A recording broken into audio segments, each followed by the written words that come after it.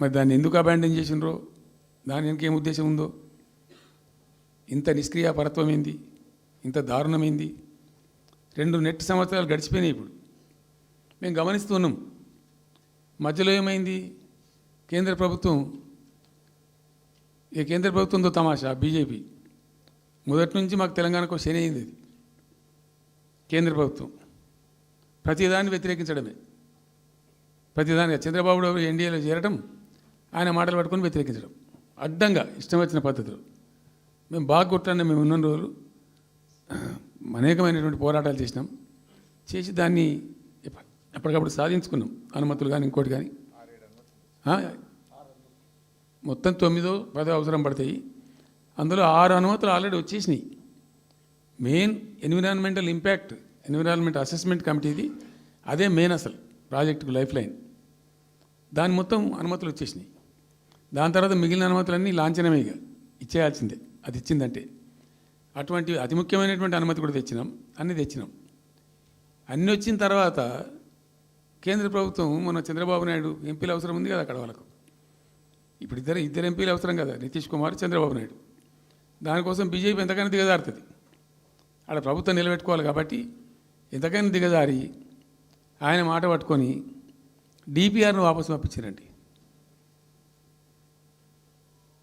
మేము ఉన్న రోజులు రాలే డిపిఆర్ వాపసు.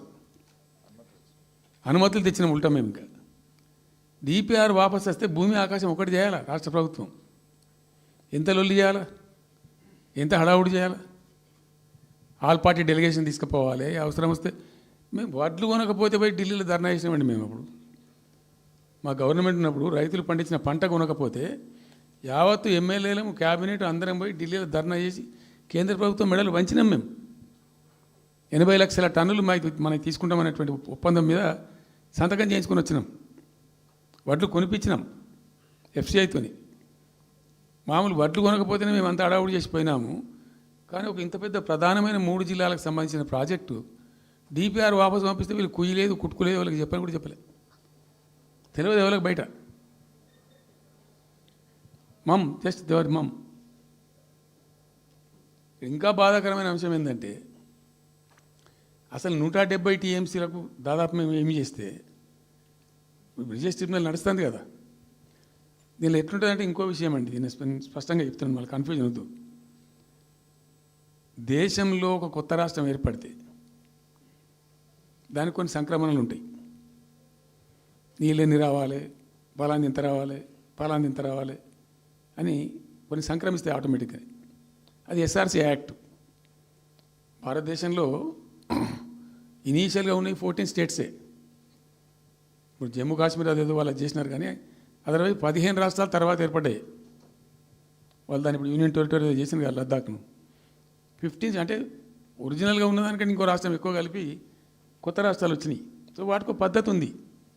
ఏ రాష్ట్రం ఏర్పడ్డప్పుడు దానికి ఏదేమి ఇవ్వాలి, హైకోర్టు ఎట్లా, పలాంది ఎట్లా అన్నీ దానికి ఒక చట్టం ఉంది. అవన్నిటిని బుల్డోజ్ చేస్తూ ఇక్కడ ఇయ్యలే. నీళ్ళు ఎన్ని రావాలా, ఫస్ట్ ఛాయిస్ వాళ్ళకి ఇస్తారంటే ఆ రాష్ట్రాలకు ఇస్తారు. ఏ రాష్ట్రాలు అయితే విడిపోయినాయో మీరు మ్యూచువల్ అండర్స్టాండింగ్లో చేసుకోండి అని ఇస్తారు. ఇక్కడ పొసిగే కార్యక్రమం కాదు. కాబట్టి మేము ఏం చేసినామంటే 1 ఇయర్ తర్వాత 1 ఇయర్ లోపు ఒకవేళ పరిష్కారం అయితే 2 రాష్ట్రాలు చేసుకోవాలా, లేదా సెంట్రల్ గవర్నమెంటే ఆర్బిట్రేషన్ ద్వారా చెయ్యాలా కూర్చొని. చేయనప్పుడు ఏం చేయాలంటే సుప్రీంకోర్టుకు పోవాలి. మేము 1 ఇయర్ తర్వాత కేంద్ర ప్రభుత్వానికి అప్పీల్ చేసినాం. సెక్షన్ 3 వేయండి, మాకు కృష్ణా జలాల పునఃపంపిణీ చేయండి. చేస్తే దాన్ని వాళ్ళు ఖాతరు చేయాలి. మేము సుప్రీంకోర్టుకు పోయినాం. సుప్రీంకోర్టు కోపానికి వచ్చింది కేంద్ర ప్రభుత్వం మీద కూడా. ఒక రాష్ట్రం అంటూ ఏర్పడ్డప్పుడు యాక్ట్ ప్రకారం, పార్లమెంట్ యాక్ట్ ప్రకారం వాళ్ళకి రావాల్సిన అన్నీ రావాలి కదా.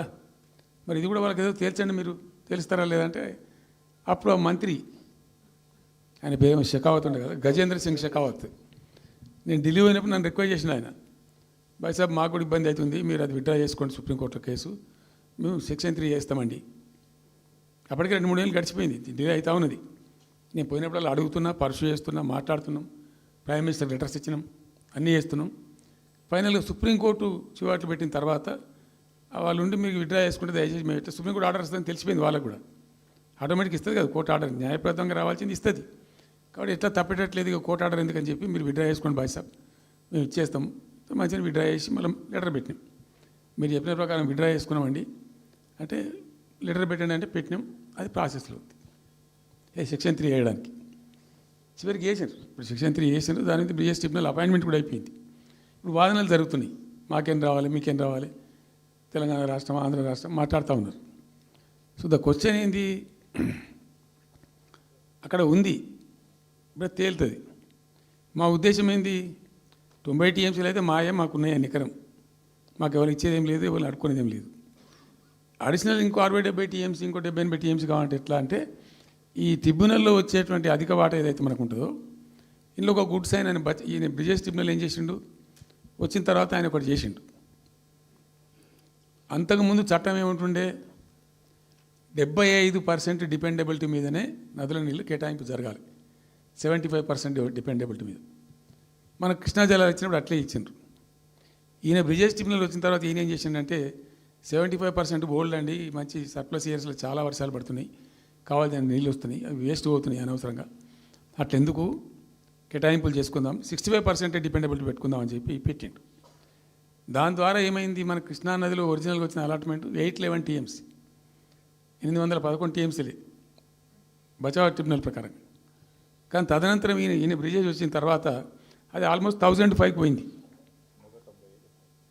ఇంకో 195 టీఎంసీ పెరిగింది ఆ 10% యాడ్ చేసే వరకు పెరిగితే అలా మనకు కూడా ఆటోమేటిక్ వాటా వస్తుంది ఇప్పుడు తేలుతుంది అది సో మేము ఆశపడ్డది ఏంటంటే ఒరిజినల్గా పెట్టుకున్నటువంటి ఈ 90 టీఎంసీ అది బచావ్ ట్రిబ్యునల్ ఇచ్చిందే 45 టీఎంసీ మనం హైయర్ ఇరిగేషన్ లెక్కలు బాజాప్తా తీసి ఇచ్చినాం కాబట్టి అది యాక్సెప్ట్ చేసిన వాళ్ళు ఈ 90 టీఎంసీ ప్లస్ ఇప్పుడు అడిషనల్గా వచ్చేది కలిస్తే మనకు దాదాపు 170-160 దాకా తీసుకొని పోవచ్చు కంఫర్టబుల్ ఉంటాం మనం ఇక్కడ డ్రింకింగ్ వాటర్ కానీ ఇంకోటి కానీ బాధ లేకుండా ఉంటాం ఆ జిల్లా సుభిక్షం అవుతుంది అని ఆల్రెడీ పాలమూరు జిల్లాలో తెచ్చుకున్నటువంటి 6.5 లక్షల ఎకరాల ఆయకట్టు ప్లస్ దీనిలో ఒక 7 లక్షలు వస్తుంది పాలమూరుకు అంటే 13.5 lakhs పోతుంది పాలమూరు జిల్లా కాడికి వస్తే నియోజకవర్గానికి 1 లక్ష ఎకరాలు వారాలి అంత కృషించి అంత కునారిల్లి 60 ఏండ్లు ఏడిసి గోసపడ్డ పాలమూరుకు ఒక పెద్ద రిలీఫ్ వస్తుంది దీంతో మొత్తం జిల్లా టాప్ టు బాటం అంతా కూడా ఒక అద్భుతమైనది ఉంటుంది గ్రావిటీ వారేకాడికి గ్రావిటీ వారుతుంది లిఫ్ట్ వారుతుంది చాలా అద్భుతంగా ఉంటుందని చెప్పేసి తర్వాత వర్షపాతం నీళ్ళు కూడా చాలా వరకు ఈ చెక్ డ్యామ్లలో దానిలో అడ్డుకుంటాం కాబట్టి గ్రౌండ్ వాటర్ కూడా బాగా పెరుగుతుంది ఎట్లా ఫ్రీ పవర్ ఇస్తున్నాం కాబట్టి దాని ద్వారా కూడా లాభాలు జరుగుతాయని చెప్పి అసెస్మెంట్ చేసి ఇచ్చినాం నిజంగా కూడా పాలమూరు ఒక టైంలో తెలంగాణ వచ్చిన తర్వాత 4-5 ఏళ్ళకి నేను పోతే ఎందుకో పోయినాం బస్సు యాత్ర చేస్తే చాలా అద్భుతంగా ఇక్కడికక్కడ వరికోత మిషన్లు కల్లాలు అంతకుముందు పాడుబడ్డ ఇల్లు కనిపించే పాలమూరులో నా కళ్ళతో నేనే చూసిన ఇంకా ఇది అంతా కంప్లీట్ అయిపోతే ఈ అనుకున్న 15 లక్షల ఎకరాలకు నీళ్ళు వస్తే చాలా దివ్యంగా ఉంటుందని చాలా సంతోషపడుకుంటూ పోయినాం సరే ఇప్పుడు కేంద్ర ప్రభుత్వం కొత్తగా తాకీదు అది ఎవరు చెప్పినారో తెలియదు వాళ్ళు చెప్తున్నారు ఇప్పుడు గవర్నమెంట్ ఉన్న వాళ్ళు చెప్తున్నారు ఏంది మీరు 90 టీఎంసీలు పెట్టుకున్నారు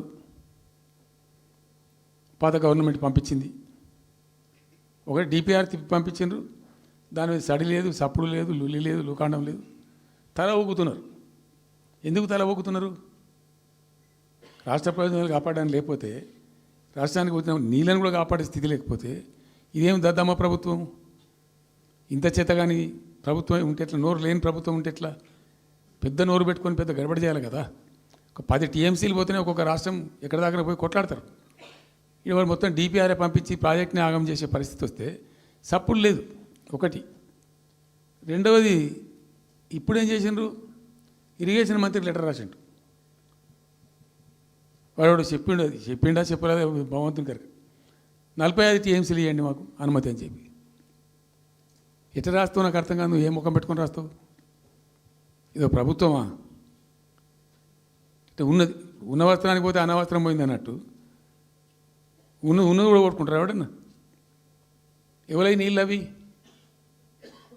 ఆల్రెడీ బచావ్ ట్రిబ్యునల్ తీర్మానంలో ఇచ్చింది దాన్ని కర్ణాటక వాడుతుంది అటు మహారాష్ట్ర వాడుతుంది వాళ్ళ లెక్కల్లో చూపెడుతున్నారు వాళ్ళు రాల్మట్టి డ్యాంలో వినియోగంలో చూపెడుతున్నారు వాళ్ళు, మాకు వచ్చిన 21 టీఎంసీ మేము ఇక్కడ వాడుతున్నామని చెప్పి.